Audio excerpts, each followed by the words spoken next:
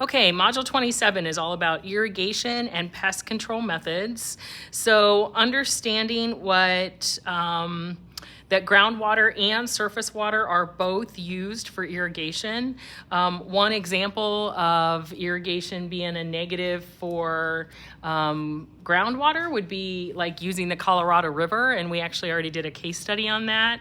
And then for groundwater, we're gonna be watching a video on the Ogallala Aquifer out west. And so I'll go through a little bit more with that when we get there.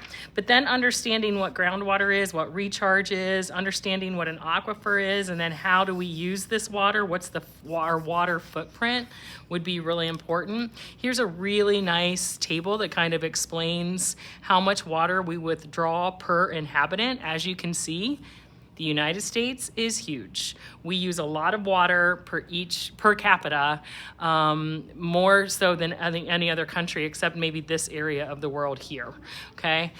So that's really important to know. And then understanding the 4 different types of irrigation techniques and what are the benefits and what are the drawbacks of each would be super important to know.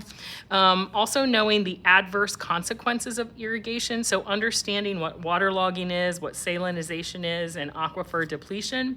Here's a nice diagram of the Ogallala Aquifer, and we're going to talk a lot more about that in class, but it would also be good for you to actually understand the issues with the Ogallala Aquifer.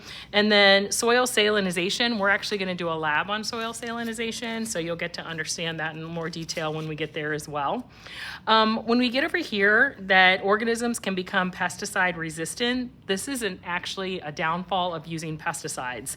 And we actually get on something called a pesticide treadmill, where we just have to keep running and keep trying to make the pesticides more and more deadly to organisms. And so that becomes a real problem, and it builds up because pests build up resistance to pesticides no matter what chemicals we use. Then there's a term called integrated pest management, so make sure you understand that and understand the types of pesticides that can be used. Okay, so that's it for Module 27.